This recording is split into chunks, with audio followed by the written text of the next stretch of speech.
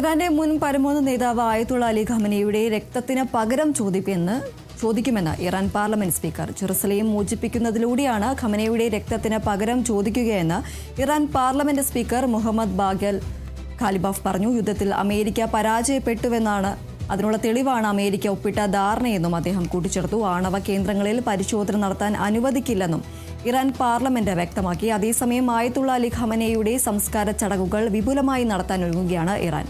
July 9 നടക്കുന്ന ചടങ്ങിൽ ലക്ഷങ്ങൾ അണിനിരക്കുമെന്നും പ്രസിഡന്റ് മസൂദ് പെസഷ്കിയാൻ പ്രഖ്യാപിച്ചു. ദിവസങ്ങൾ നീണ്ടു നിൽക്കുന്ന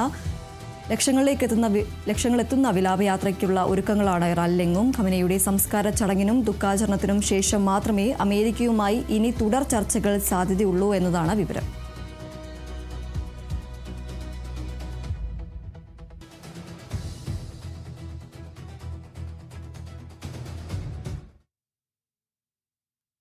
ഇടവേളയ്ക്ക് ശേഷം തിരികെ എത്താം.